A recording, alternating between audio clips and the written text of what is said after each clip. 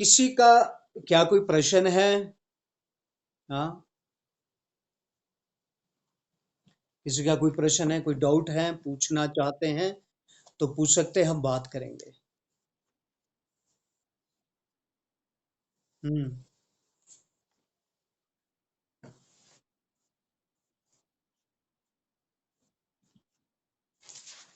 जी। लूका 2 अध्याय उसकी 7 आयत। जी पढ़ो, क्या लिखा है?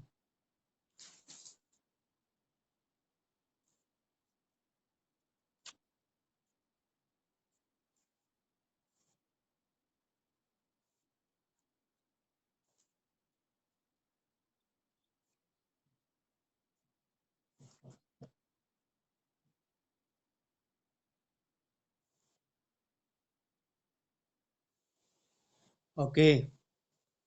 आयत है लूका 2 का 7। लेकिन 7 में तो ऐसा लिखा ही नहीं है।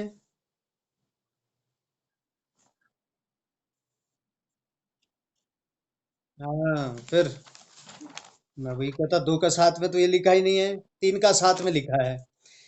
चलिए, इसका मतलब क्या है?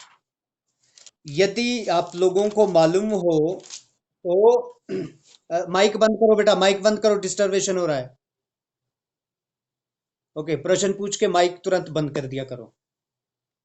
इसका मतलब क्या है? यदि मैंने सिखाया है कलीसिया को कि परमेश्वर ने अपने लोगों को समझाने के लिए या सिखाने के लिए या चेतावनी देने के लिए समय समय पे वो नबियों को भेजता गया। ठीक है, समय समय पे नबियों को भेजता गया। अब नबियों को भेजता गया, जब वह बिल्कुल नहीं सुधरे तो परमेश्वर ने नबियों को भेजना बंद कर दिया 400 साल तक। ठीक है, कितने साल तक? 400 साल तक किसी भी नबी को नहीं भेजा। और 400 साल के बाद यूहन्ना बपतिस्मा दाता पैदा होता है और यीशु मसीह पैदा होता है, और दोनों भाई है रिश्ते में। ठीक है, पहले यूहन्ना बपतिस्मा दाता पैदा होता है और फिर यीशु मसीह पैदा होते हैं। ठीक है, अब यूहन्ना बपतिस्मा दाता का काम क्या है? क्या प्रचार करता है वो?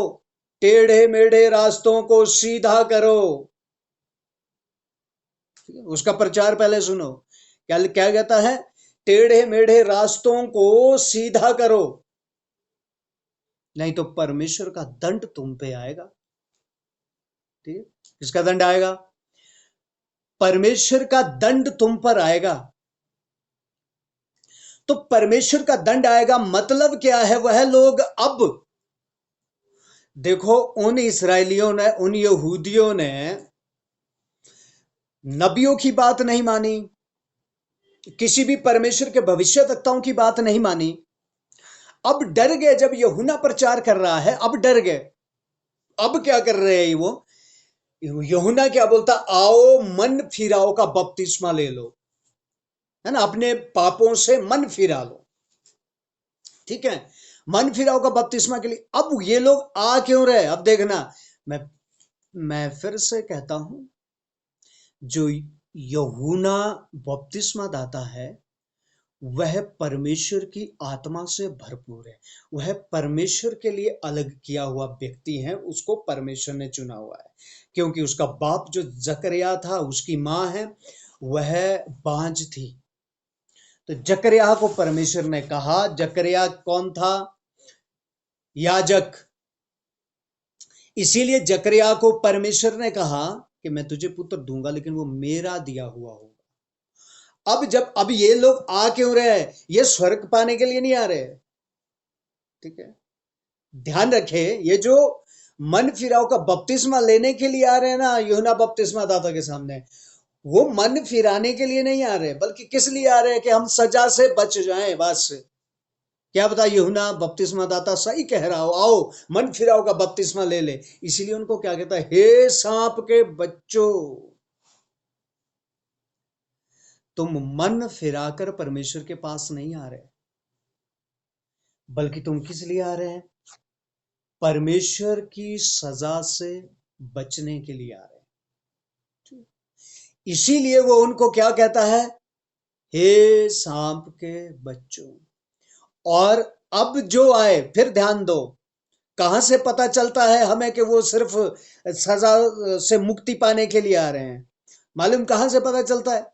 क्योंकि जब यीशु ने सेवकाई शुरू की तो यीशु मसीह के 12 चेले हैं, और जितनों ने वो मन फिराव का बपतिस्मा लिया उनमें से एक भी यीशु मसीह का चेला नहीं है। इसका मतलब क्या है? वो चलना नहीं चाहते हैं, वो चलना नहीं चाहते हैं, बल्कि मतलब की चीजें चाहते हैं। आज भी बहुत सारे लोग कैसे आते हैं, किसी को टांग सीधी करनी है, किसी को सिर दर्द खत्म करना है, किसी को आशीष चाहिए, किसी को पड़ोसियों से जमीन छुड़ानी है, किसी को घर छुड़ाना है। मतलब के लिए आएंगे, मतलब निकला तो गए, लेकिन परमेश्वर कहता है मतलब के लिए नहीं। तभी तो चेले कहते हैं ना कि प्रभु हमने सब कुछ तेरे पीछे छोड़ दिया, अब हमें क्या मिलेगा? यीशु कहता तुम्हारे लिए तो स्वर्ग का राज्य है, क्योंकि यहां तो मतलब की चीज मिल जाएगी। पौलुस एक बात को क्या कहता है, ये कूड़ा है, सब नाशवान है।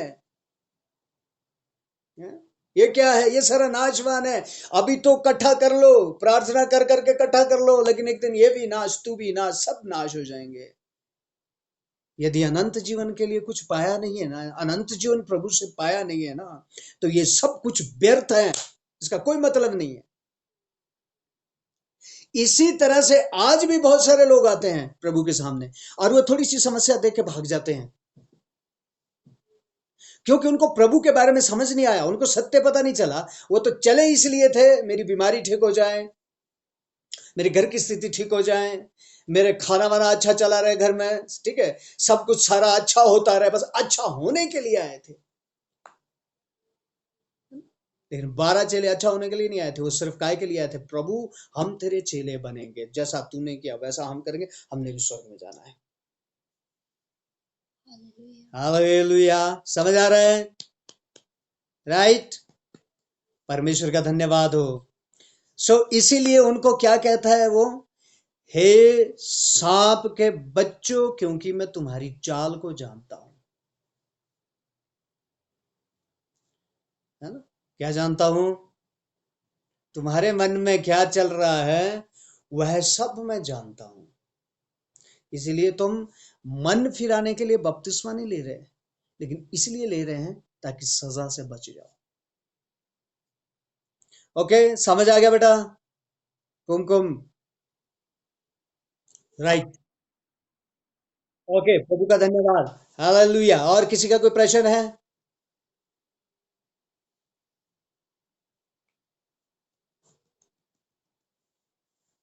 ओके, और किसी का कोई प्रश्न है क्या? ठीक है, प्रश्न है तो पूछ सकते हैं। किसी का कोई प्रश्न है, कोई डाउट है? ओके। आई थिंक किसी के पास आज कोई प्रश्न नहीं है। हम्म, बोलो बोलो।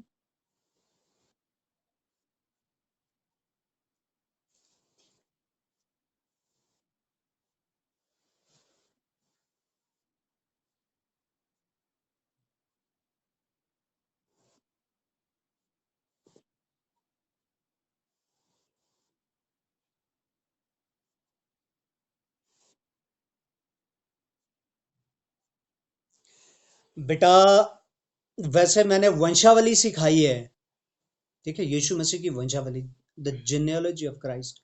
कितने लोगों को याद है? हाथ उठा के बोलो, कितने लोगों को याद है जब मैंने वंशावली सिखाई है? कोई था? हाँ, राइट, गुड। काफी लोगों को याद है। हाँ, हाथ उठा के बोलना है जितने लोगों को याद है वंशावली सिखाई है। मैंने मैंने ये वंशावली को सिखाया है। मती मती में और लूका में सिर्फ दो सुसमाचारों में वंशावली है। सुसमाचार कितने हैं? चार। सुसमाचार कितने हैं? चार है ना, मती, मरकुस, लूका, यूहन्ना। यूहन्ना वंशावली नहीं देता, मरकुस वंशावली नहीं देता। इसका कारण क्या है? क्यों ये वंशावली नहीं दे? क्योंकि यूहन्ना यीशु मसीह को परमेश्वर करके दर्शाता है, तो परमेश्वर की कौन सी वंशावली हो सकती है? और मरकुस यीशु मसीह को एक सेवक, एक नौकर की तरह, मतलब जिस तरह से यीशु मसीह हमारे लिए परमेश्वर होकर हमारे लिए सेवक बना, इतना दीन बना कि बिल्कुल दीन। अब कोई नौकर है तो नौकर की वंशावली की क्या जरूरत है? और मत्ती वंशावली बताता है, मत्ती इसीलिए वंशावली बताता है क्योंकि उसको राजा बताता है, तो राजा की वंशावली दाऊद से आ रही है। लूका यीशु मसीह को मनुष्य बताता है, मनुष्य करके दर्शाता है, तो उसकी वंशावली आदम से आती है। और ये इन सब का पुत्र नहीं है। यूसुफ, यीशु का पिता यूसुफ, यूसुफ का ये सीधा जाके आदम तक पहुंचता है। लेकिन मत्ती की वंशावली आदम तक नहीं जाती। मत्ती की वंशावली अब्राहम और दाऊद से शुरू होती है। बेटा मैंने सिखाया था, आप भूल गए, पता नहीं अटेंड किया था कि नहीं किया था। मैंने यीशु की वंशावली के बारे में पूरा सिखाया हुआ है, ठीक है। फिर भी जितने लोगों ने नहीं सीखा होगा, सीखना चाहते हैं तो ग्रुप में, मसीह मंडली ग्रुप में मैसेज डाल सकते हैं। मैं दोबारा हम इसको विषय में फिर लेंगे।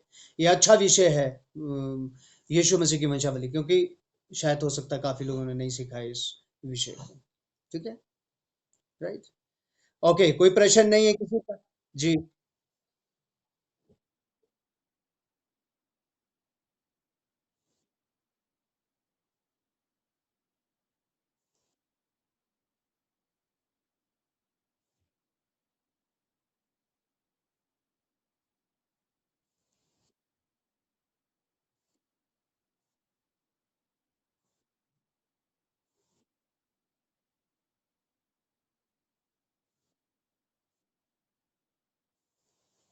जी, तो प्रश्न क्या है इसमें, बोलो।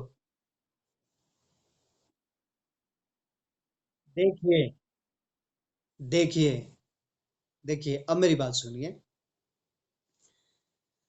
लूका यीशु मसीह के साथ रहा और अच्छे से जानता है ये पुत्र किसका है, परमेश्वर का है ना, ठीक है, बड़े ध्यान से सुनो।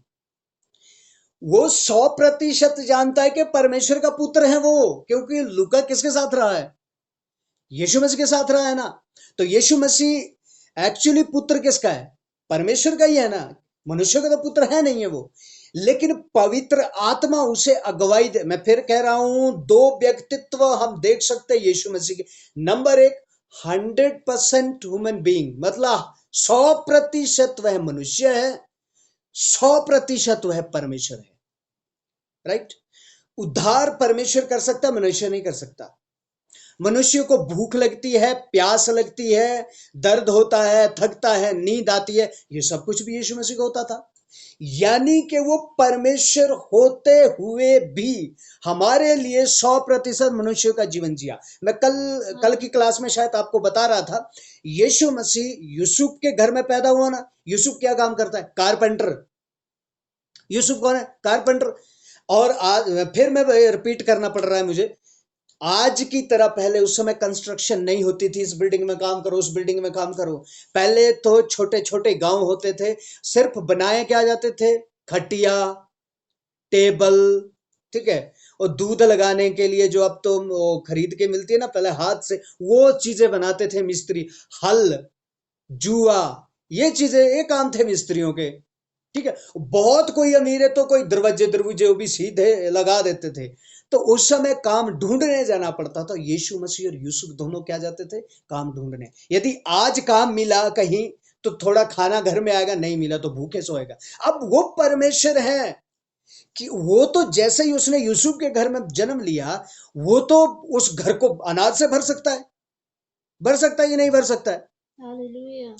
5 रोटी से 5,000 लोगों को जब खिला सकता है, तो यीशु मसीह अपने घर में खाना नहीं भर सकता? हालेलुया। भर सकता है ना। उसने नहीं भरा, क्योंकि परमेश्वर होते हुए भी उसने 100% मनुष्यों का जीवन जिया। हालेलुया। परमेश्वर होते हुए भी उसने 100% जीवन जिया। अब जो लूका जो बता रहा है ना, वो लूका बता मालूम क्या रहा है? क्योंकि वह उसके साथ रहा, वो उसके परमेश्वरत्व को भी जानता है, मनुष्यत्व को भी जानता है। वो दोनों कैरेक्टर को जानता है, हालेलुया। दोनों पर्सनैलिटीज को जानता है यीशु मसीह की। लेकिन पवित्र आत्मा उसे अगुवाई कर रहा है कि वह परमेश्वरत्व को ना बताए बल्कि मनुष्यत्व को बताए। तो उसने क्या किया, वह मनुष्यत्व के बारे में व्याख्या दे रहा है, क्योंकि पवित्र आत्मा उसे अगुवाई कर रहा है। तो उसने सब कुछ बताया कि वह मनुष्य यहाँ आदम से लेकर आया, लेकिन लास्ट में ये कहता असल से वो पुत्र किसका है, परमेश्वर का। हालेलुया। मनुष्य का पुत्र नहीं है, असल से पुत्र किसका है, वो परमेश्वर का है। लेकिन वो 100% मनुष्य भी जिया। अब यूहन्ना वंशावली नहीं देता, लेकिन यूहन्ना भी जानता है कि यीशु मसीह 100% मनुष्य की तरह जिया, लेकिन वो नहीं बताता, क्योंकि पवित्र आत्मा उसे क्या अगुवाई कर रहा है कि इसको परमेश्वर का जो इसका स्वरूप है उसको तू लिख। हालेलुया। हालेलुया। क्योंकि ये चारों सुसमाचार लिखने वाले उसके चारों चेले हैं, कोई बाहर से नहीं है। राहुल समझ आया? क्लियर? Okay, right. हालेलुया। सो कोई और प्रश्न किसी का है?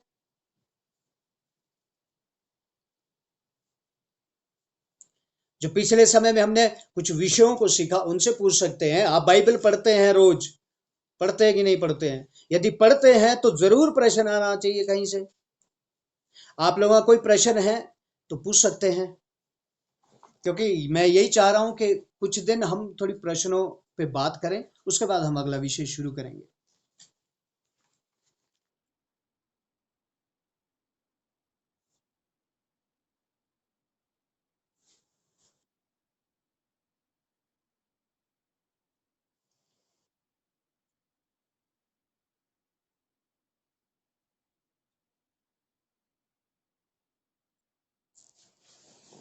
राइट। इसके बारे में जो करुंथियो, पहला करुंथियो 7 अध्याय, जो 7 अध्याय हैं वो बड़े अच्छे से व्याख्या करता है। ठीक है, 7 अध्याय। हालांकि वहां पर हस्बैंड वाइफ के बारे में लिखा है, और वहां, लेकिन आज की जो समस्या यही है, किसी का पति विश्वासी है तो पत्नी नहीं है, किसी की पत्नी विश्वासी है तो पति नहीं है। ठीक है, तो लेकिन वहां बहुत अच्छा कहा है। अब जिसका पूरा परिवार विश्वासी है उसका सबसे पहले संगति या सबसे पहले मेल जोल या सबसे पहले सेवा शुरू कहां से होनी है? परिवार से। जो स्वभाव हमारा वचन के अनुसार मैं कलूसी और अफिसियों से आप लोगों को बता रहा था, अफिसियों 4 अध्याय से जो हम सीख रहे थे कि हम कैसे होने चाहिए, धीरजवंत, दीन, नम्र, कृपालु, प्रेम करने वाले, दया करने वाले, आत्मा से भरे हुए। तो ये प्रेम करना, दया करना, मेल करना, ये शुरू कहां से होना है? परिवार से। यदि हमारा पूरा परिवार विश्वासी है तो ये शुरू कहां से होना है? परिवार से। पड़ोस में जाके मेल करो और घर में जाके दंगे करो, ऐसा नहीं है। घर में एक दूसरे की बनती नहीं है और पड़ोस में जाके क्या कर रहे हैं? हम तो जी मेल करने वाले, यीशु ने बोला पहले परिवार में मेल करो। ठीक है, लेकिन अब यदि किसी का परिवार विश्वासी नहीं है, किसी का परिवार विश्वासी नहीं है, तो पहला करुंथियों 7, मैं निकाल नहीं रहा हूं क्योंकि आप लोगों को मैंने कई बार वो पढ़ाया है, कई बार सिखाया, बहुत बार सिखाया है। तो वहां क्या लिखा हुआ है? यदि पति विश्वासी ना हो तो पत्नी अपने चाल चलन के द्वारा उसको खींच ले। इसका मतलब क्या है? इसका मतलब क्या है? यदि हमारा पूरा परिवार विश्वासी नहीं है ना, मैं अकेला परिवार में विश्वासी हूं, तो मेरा कर्तव्य है कि यीशु के स्वभाव को उस परिवार के अंदर दिखाऊं। पहले परिवार वाले में लड़ते थे, मैं भी लड़ता था, सब लड़ते थे, लेकिन जब यीशु को ग्रहण कर दिया है तो अब क्या करना, मेरा कर्तव्य क्या बनता है? अपने सब जो यीशु मसीह के स्वभाव को अपने परिवार के बीच में दिखाऊं। आमीन। है ना? अब वो चिड़चिड़ापन नहीं, अब वो क्रोध, विरोध, फूट विधर्म नहीं, किसी से कड़वाहट नहीं, पड़ोसी से जलन नहीं, परिवार वालों से जलन नहीं, बल्कि कोई बात नहीं, मेरा ये कुर्ता ले लिया, पजामा भी ले जा भाई, कुर्ते का क्या करेगा तू? 10 रुपए ले गया, 10 और ले ले मेरी तरफ से। अब हमारा कर्तव्य क्या बनता है? मसीह के स्वभाव को दिखाना। मैं पिछले दिनों में शायद आपको बता रहा था कि एक विश्वासी दूसरे देश में जाके, हालांकि अभी उसने प्रचार नहीं किया, लेकिन वहां रहना शुरू किया। तो उन लोगों के बीच में जब रहना शुरू किया तो वो पूरा वचन के अनुसार जिया। प्रेम दिखाता है, करुणा दिखाता है, दया दिखाता है, धीरज दिखाता है, संयम दिखाता है, सब कुछ दिखा के वो जी रहा है वहां पर, उन एक गांव में। लेकिन तभी एक और प्रचारक वहां पर गया, तो वो वहां शहर में वो प्रचार करने लगा कि यीशु मसीह हमारा दया करने वाला है, मेल करने वाला है, प्रेम करने वाला है। यीशु मसीह नम्र और दीन है और आनंद देने वाला है। तो वहां एक भाई ने क्या बोला, बोलते आप रुकिए, आप जिसके बारे में बात कर रहे हैं वो आदमी तो हमारे गांव में रहता है ना? मतलब जितनी क्वालिटियां आपने बताई हैं वो सारी क्वालिटियां उस आदमी के अंदर है। अरे बोलते मैं दिखाता हूं, आप मेरे साथ चलिए, यीशु मसीह तो हमारे गांव में रहता है। कहने का मतलब क्या है? वो कैसा जीवन जी रहा है? पूरा वचन के अनुसार। हालेलुया। पूरा वचन के अनुसार जी रहा है। हमारे मुंह से प्रचार नहीं होना, हमारे जीवन से प्रचार होना है, ताकि एक दिन जिस परिवार में रह रहे हैं ना आप, एक दिन वो परिवार बोले यार नहीं, ये अलग है कुछ। आमीन। आज से पहले आनंद नहीं आता था, लेकिन अब जब इनसे मिलते हैं तो हम आनंद से भर जाते हैं, क्योंकि परमेश्वर का आनंद हमारे अंदर होना चाहिए। अब वो अविश्वासियों भी लड़ते, हम भी बोलते आओ मैं भी तुम्हें थप्पड़ मारूंगा, नहीं, उनको तो सबक सिखाना पड़े। अरे सबक छोड़ो, वचन क्या कहता है? बल्कि फिर उस अविश्वासी परिवार के बीच में क्या करना है? हमें अपने स्वभाव को दिखाना पड़ेगा। हालेलुया। हालेलुया। क्या लिखा है? अन्य जातियों के बीच में गलतियों क्या कर तू? अपने स्वभाव को दिखा, अपने जीवन को